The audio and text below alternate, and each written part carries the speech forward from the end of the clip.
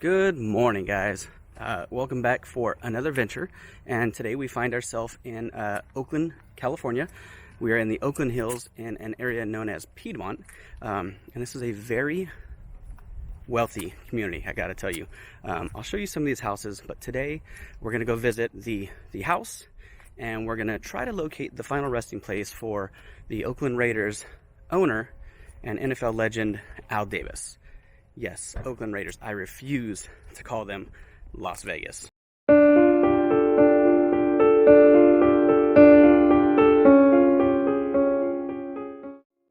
Okay, so yeah, my family, we are Denver Bronco fans, but we do live right here next to Oakland. We're about 10 miles away from Oakland itself. So we're very, very close and kind of grew up with Raider culture all around us. And then, in fact, even though we are a Broncos family, my oldest daughter was a Oakland Raiderette for 4 years right out of high school. So she was a cheerleader for them for 4 years. So we are forever ingrained with Raider culture in our family. She's part of the alumni with the Raiderettes and the Raiders, and they still send her stuff. And God, what else? Oh, she's also in the new Las Vegas stadium. She is there in the museum. There's a giant poster of her in the Raiders museum at the new Las Vegas stadium. So forever ingrained with Raider culture and history with my family now because of her and stuff like that. So but yeah, we're out here and we're gonna look for his house, the last house he lived at before he passed away. There's not a ton of information online to find, but I was able to dig up a few things and find where his house is at. So we're not far, but I want to show you the community because it's kind of crazy. It's beautiful here. So as you're up here in the Oakland Hills, you kind of come across these very narrow streets, and these houses up here are enormous. They are very, very expensive. I believe Al Davis's house that he lived in is now valued around $4.5 million to $5 million. And that's one of the cheaper ones actually located in this area. But they are so big and so beautiful. And this one is just cool. Kind of looks like a Disneyland gigantic cottage kind of thing. It's really, really pretty. All right, so you see a lot of these houses are pretty grand, and they have, a lot of them have private gates and things like that.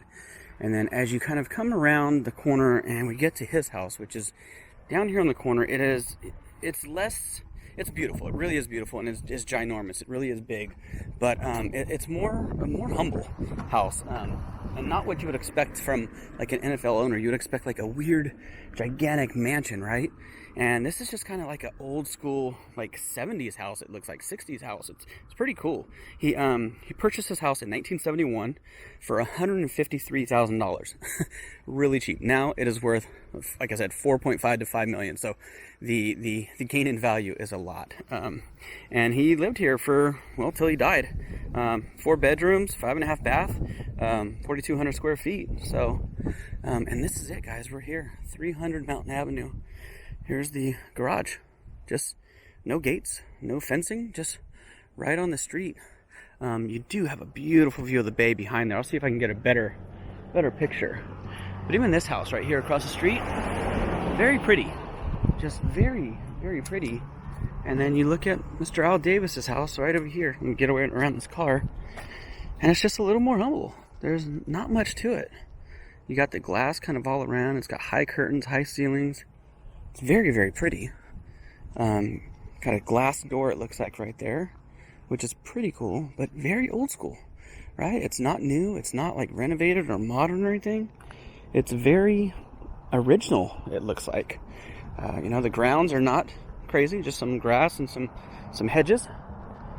And actually, a friend of mine, actually not my friend, but my daughter's friend, the one that I said was a Raiderette, she actually, that house right there was a girl who played soccer with her growing up.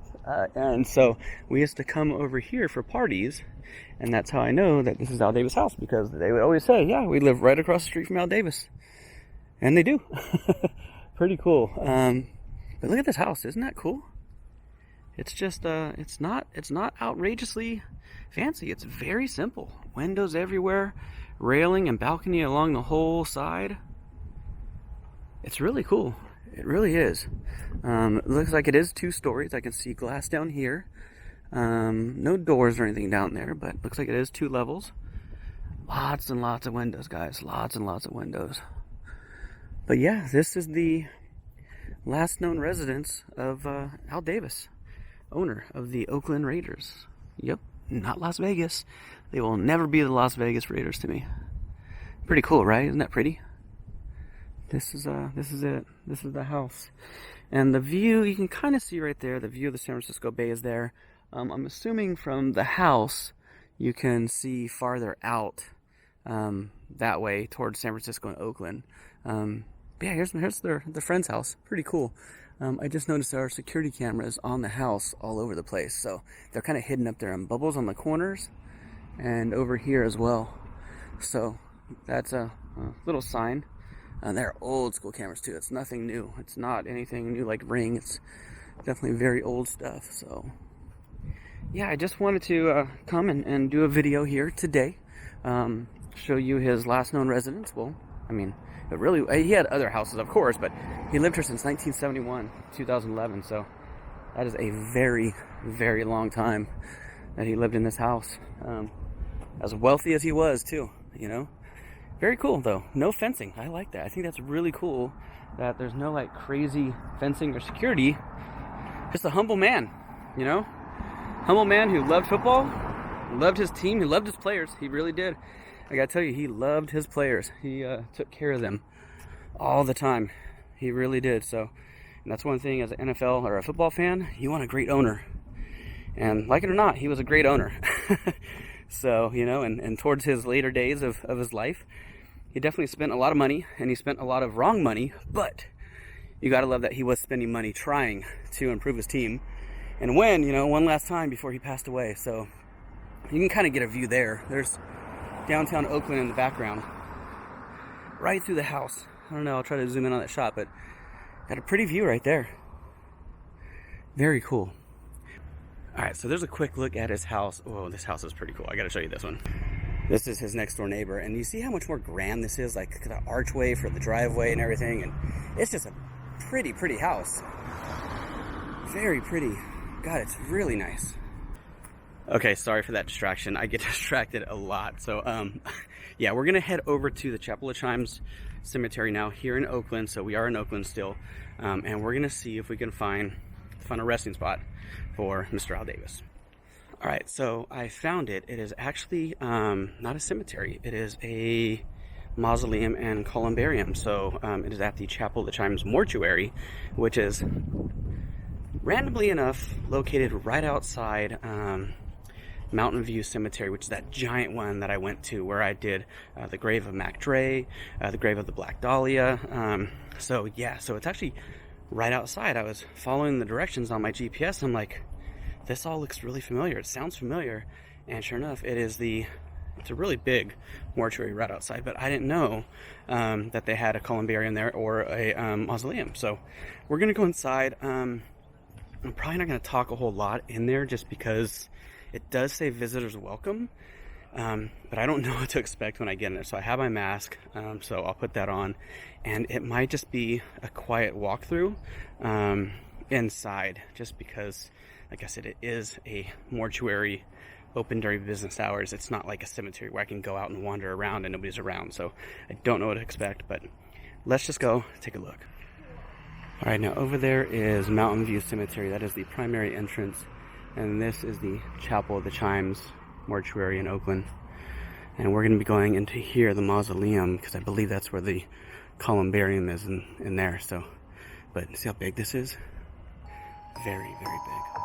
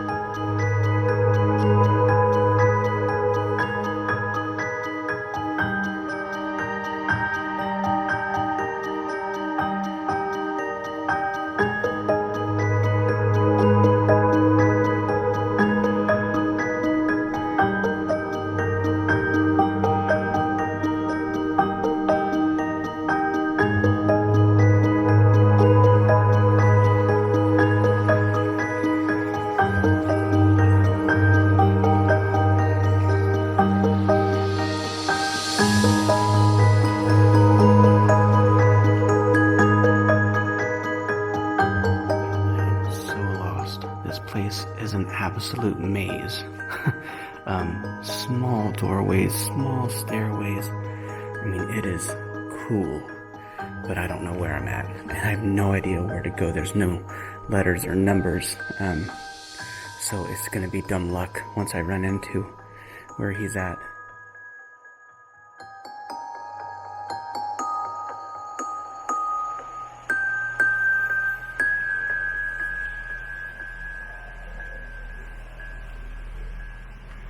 I found it. Wow.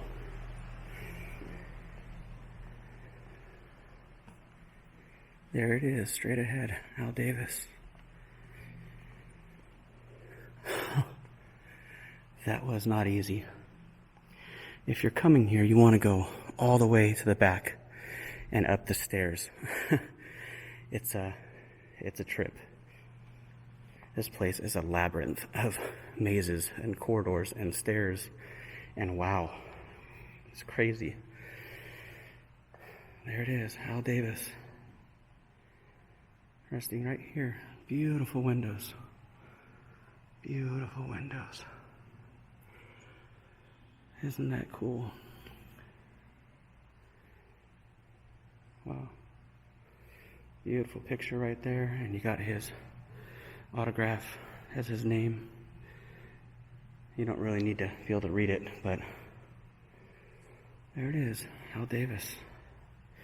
Very cool. And you know what's interesting? I had no idea, but he is resting right next to John Lee Hooker, King of the Boogie. That is a blues legend. Wow. Very, very cool. John Lee Hooker. Al Davis right there. Very cool. You know, Raider fans, you guys didn't deserve to lose your team to Las Vegas. You guys really didn't. You guys are absolutely dedicated, passionate about your team. And, man, I just feel bad that you guys lost your team again. It doesn't make sense. And, you know, all that goes on to, I'm sorry, but Libby Schaff, the current mayor of Oakland, she lost the Raiders to Las Vegas. She lost the Warriors to San Francisco. And she's about to lose the Oakland A's to Las Vegas.